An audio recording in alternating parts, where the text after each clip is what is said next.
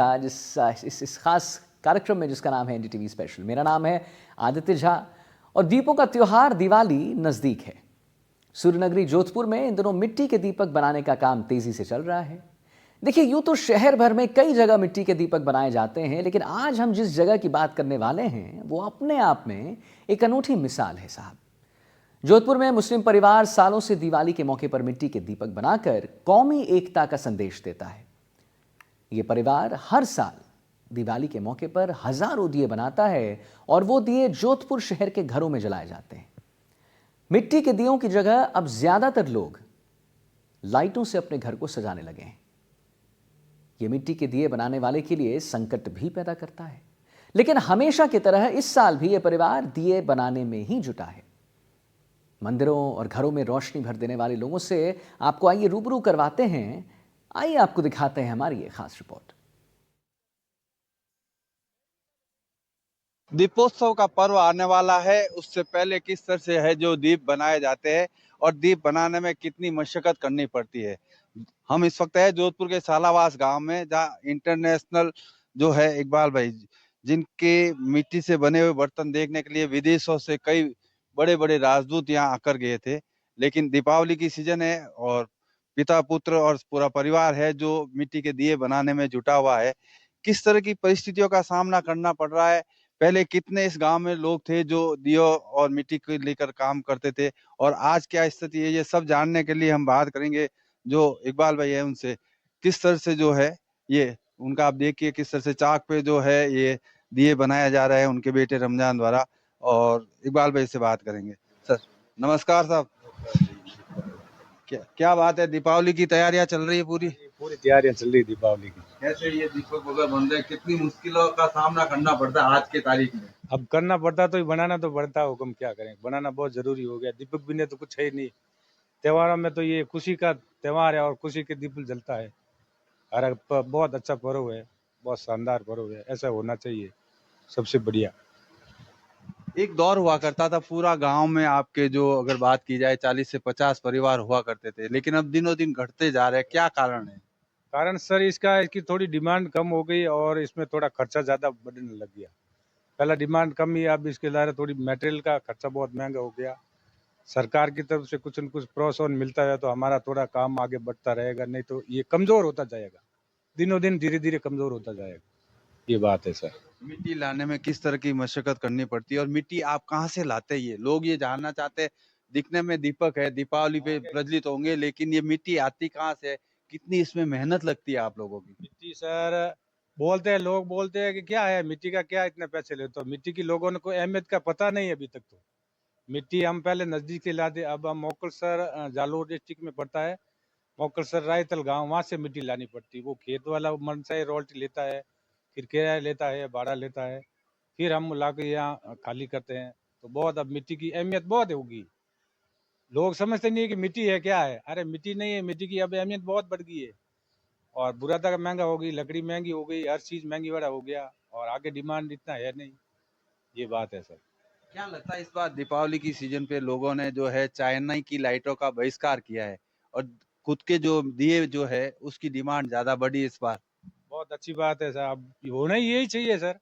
होना भी ये भी दुनिया, हमारे भारत के अंदर तो ये भी होना चाहिए कि भाई मिट्टी का ज्यादा से ज्यादा मिट्टी का दिया प्रयोग में ज्यादा यूज करो तो बहुत बेहतरीन पर्व त्योहार है। इसके लिए मिट्टी शुभ मानी जाती है। शुभ त्योहार पे मिट्टी की सबसे पहले, हर आप कोई भी मुहूर्त हो, कोई भी मैन फंक्शन हो, तो पहला मिट्टी की बर्तन आता है, फिर पूजा के लिए वो काम आता है, फिर बाहर दूसरा काम तो वो बाद में आता है। पहला मिट्टी का काम ही आता है। कोई भी पूजा पाठ हो, आप पहला मिट्टी का बर्तन काम आता है मिट्टी के अंदर। एक चीज जानना चाहेंगे हम लोग, आप लोगों का ये धंधा पूरे साल नहीं चलता है, कितना चलता है? 4 महीने 6 महीने? 4 महीने 3 महीने से ज्यादा नहीं चलता है। दीपावली का 1 महीने का त्यौहार है, दीपावली का 1 महीना चलता है, उसके बाद में 2-3 महीना स्टॉप रहता है। उसके बाद में गर्मी आनी शुरू होती है तो फिर मटकों की सीजन आती है। उसके बाद में कोई कारोबार नहीं है, फिर ठप है। पहला के ज़माने में तो हांडी है, हर चीज़ दही के लिए, सब्जी के लिए वो लेता। अब तो वो ज़माना सिर्फ ख़त्म हो गया, अब तो फिर कुछ नहीं है जी, ये बात।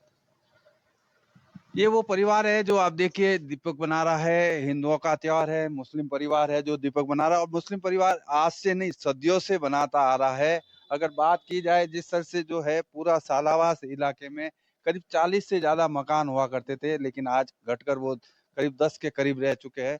लेकिन हम उनसे भी जानेंगे कि किस तरह से जो है ये दीपक बना रहे हैं और कितनी इनको मजदूरी मिलती होगी, क्योंकि युवा है, कई सपने देखते हैं, लेकिन अपने पिताजी का जो है खानदानी जो धंधा है उसको ये काम कर रहे हैं, आगे बढ़ा रहे हैं।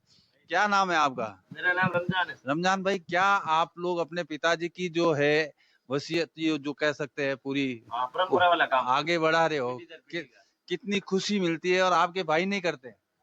देखिए सर, अभी बहुत मतलब महंगाई हो गई है और अभी इतना काम नहीं है सर पहले जितना, क्योंकि इसका अब मतलब इतना चलन नहीं है सर, इसीलिए काम बहुत कम रहता है सर, इतनी डिमांड भी नहीं है। दीवियों की तो डिमांड होगी इस बार, तो उम्मीद करते हैं। बिल्कुल बिल्कुल है, आप अब की बार दियों की तो बहुत ज्यादा है, क्योंकि अब नरेंद्र मोदी जी ने बहुत मतलब इसका मिट्टी का बहुत इस्तेमाल करने को कहा है लोगों को। उन्होंने एक चीज और बोली थी, एक देश एक उत्पाद, जहाँ का जिला जहाँ का उत्पाद है उसको प्रोडक्शन को दिखाना चाहिए, लोगों को खरीदने के लिए आगे आना चाहिए। तो उत्पाद आपके बढ़ेंगे इस बार, उम्मीद करते हैं इस बार। बिल्कुल सर, हम उम्मीद रखते हैं, और हमारा जो समुदाय है सर मिट्टी के बर्तनों का, तो इस बार डिमांड ज़्यादा बढ़ेगी सर। उम्मीद है सर, ज़्यादा से ज़्यादा सर लोग जागरूक भी हो रहे हैं इस चीज़ से, मिट्टी से, कि मिट्टी किस चीज़ के लिए यूज करनी चाहिए सर। तमाम वो लोग हैं जो बदलते वक्त के साथ भले ही जो है अपना पेशा बदल लिया हो, लेकिन रमजान जैसे लोग हैं जो आज भी अपने पुश्तैनी जो परंपरा है, जो धंधा है, उसको निभा रहे हैं। और यही कारण है कि दीपावली की इस सीजन में जो रमजान है, जो लगातार दिए बना रहा है। उम्मीद की है कि इस बार की दीपावली की सीजन में इनको काफी जो है उम्मीद है कमाई होगी, लेकिन कह सकते हैं जिस तरह से लोग इस धंधे से खत्म होते जा रहे हैं, जो एक कला है वो समाप्त होती जा रही है। लेकिन इन सब के बावजूद जो है इकबाल जैसे बुजुर्ग और रमजान जैसे युवा मिलकर इस मिट्टी के बर्तनों को बना करने का काम कर रहे हैं। एक चीज और जानना चाहूंगा, ये दीपक बनाने से पहले किस तरह की विधि होती है, कैसे आप लोग बनाते हैं ये? पहला सर ऐसा है कि मिट्टी लेते हैं, गीली मिट्टी आती है वहां से लाते हैं ना, खान के अंदर से, तो गीली होती है। उसके बाद में उसको धूप में सुखो कर एकदम ठोकर पाउडर बनाना पड़ता है। पाउडर बना के फिर उसको छालनी से छान कर फिर उसका घोल बना के तैयार कर, फिर मिट्टी हाथों से पीस बना के, छोटे छोटे पीस बना के, फिर उस मसल के फिर यूज करते हैं जी। मिट्टी मिट्टी ऐसे नहीं होती, जैसे आटा कैसे खाना के लिए तैयार करते हैं वैसी ही मिट्टी तैयार करनी पड़ती है। जितना आटा आचा अचला मसलेंगे, जितने रोटी अच्छे पकेगी। तो इसकी मिट्टी की यही खासियत होती है कि जितनी ज्यादा उसको कमाएंगे, जितनी खूबसूरती उसमें ज्यादा आएगी। मिट्टी की ये खासियत ये होती है, सबसे बड़ी खासियत। यानी कि मिट्टी सिर्फ लाने से, दीपक बनाने से नहीं होता है, उसको पूरा बारीकी से पीसना पड़ता है। पिसाई के साथ साथ अगर बात की जाए, जिस तरह से जो है उसको छानना पड़ता है, छानने के साथ उसको भिगोने के बाद में पकाया भी जाता है। कुछ मैं आइटम दिखाने का प्रयास करूंगा कि किस तरह से जो है विदेशी पर्यटक जो आते हैं वो यहाँ के उत्पाद देखकर काफी खुश होते हैं। आप देखिए किस तरह से मिट्टी के अलग अलग रूप बनाए हुए हैं। वेलकम है, ऊंट है, कैमल है। आप देखिए ये अमेरिकी राजदूत है टिमोथी जे थॉमस, जो यहाँ आए थे और उन्होंने यहाँ पर जिस तरह से जो है इकबाल भाई से पूरा ये जानकारी ली थी कि किस तरह से जो है मिट्टी के ये लोग बर्तन बनाते हैं। आप देखिए कितनी खूबसूरत कलाकृति है। हालांकि परिवार कम होते जा रहे हैं, लेकिन इकबाल जी जैसे लोग हैं अभी भी इस कला को जीवित रखे हुए हैं। और इस दीपावली उम्मीद की जा रही है कि जिस तरह से जो दियों की जो दीपक बनाए जा रहे हैं उनसे काफी इनको रोजगार मिलेगा। और साथ ही साथ प्रधानमंत्री नरेंद्र मोदी ने जिस तरह से जो प्रोडक्ट बढ़ाने के लिए, जिला उत्पाद बढ़ाने के लिए प्रशासन से कहा था, लोगों से आह्वान किया था, उसका असर भी इन जैसे इकबाल भाई जैसे लोगों को देखने को मिलेगा। और यही इसी उम्मीद के साथ आज भी ये इस परंपरागत धंधे से जुड़े हुए हैं और दीपावली पर लोगों के घर में रोशनी करने के लिए दिए बना रहे हैं। जोधपुर के सालावास से एनडीटीवी के लिए अरुण हर्ष की रिपोर्ट। वर्किंग महिलाओं के लिए मां बनने के बाद की जिम्मेदारी और ज्यादा बढ़ जाती है और अपने काम के साथ साथ बच्चे की देखभाल कर पाना बहुत चैलेंजिंग भी हो जाता है।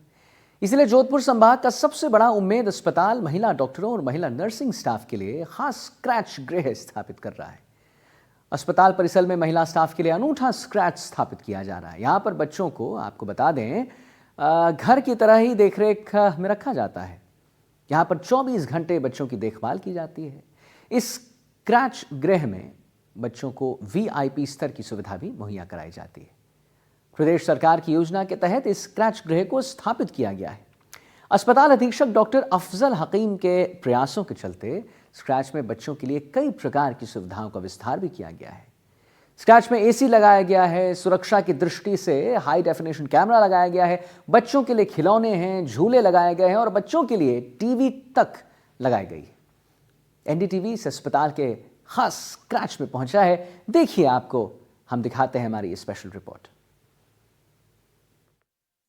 जोधपुर संभाग का सबसे बड़ा उम्मेद अस्पताल, जहां अधिकांश जो चिकित्सक और पैरामेडिकल हैं यहाँ महिलाएं हैं, जहां अपने जो कार्यस्थली है यहाँ पर भी जो है इनके बच्चों की देखभाल के लिए यहाँ के सुप्रिटेंडेंट के द्वारा एक अनूठी पहल करते हुए क्रैच की स्थापित किया गया है। जहां आप मेरे पीछे देख सकते हैं किस प्रकार से जो महिला चिकित्सक हैं और महिला पैरामेडिकल के स्टाफ हैं उनके बच्चों की देखभाल के लिए स्क्रैच को जो है वो तैयार किया गया है। जहां जो महिला चिकित्सक जो हैं अपने जहां कार्य के साथ साथ इस क्रैच में उनके बच्चों की भी जो है वो पूरे वीआईपी तरीके से देखभाल होती है। जहां न सिर्फ यहाँ वातानुकूलित सुविधाएं स्थापित की है बल्कि बच्चों के खेलने के लिए कहीं इक्विपमेंट, झूले और यहाँ तक कि उनके लिए जो है वो टीवी तक की भी व्यवस्था की गई है। और 24 घंटे इस क्रैच में जो है वो जो महिला चिकित्सक और यहाँ के जो स्टाफ हैं उनके बच्चों की पूरे वीआईपी तरीके से देखभाल होती है। और सुरक्षा की दृष्टि से यहाँ हाई डेफिनेशन सीसीटीवी कैमरों को भी स्थापित किया गया।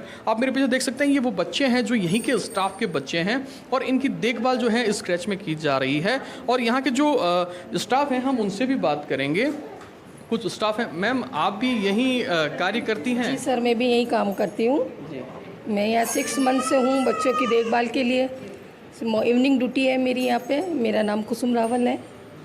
ठीक है। तो जैसा कि आप देख सकते हैं बच्चों की देखभाल के लिए जो स्टाफ भी यहाँ लगाए गए हैं। कुछ और भी जो महिलाएं उनसे भी।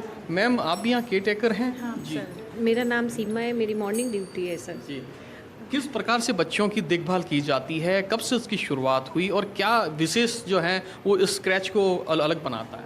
सर 6 महीने तो हो गए, चैत्री नवरात्र में इसकी शुरुआत हुई थी और जी बिल्कुल, करीब 6 माह हो गए इसकी शुरुआत को। और आप मेरे पीछे देख सकते हैं कुछ चिकित्सक भी खड़े हैं और इनके बच्चे भी जो हैं स्क्रैच में हैं। और कहीं ऐसे बच्चे हैं जो सुबह स्कूल तो अपने घर से जाते हैं लेकिन स्कूल के बाद जो हैं वो इस स्क्रैच में आते हैं क्योंकि उनकी जो माताएं हैं, उनके जो परिजन हैं वो इसी अस्पताल में जो हैं वो सेवाएँ देते हैं। कुछ चिकित्सकों से भी बात करेंगे। मैम, क्या नाम है आपका? मेरा नाम डॉक्टर रश्मि है जी।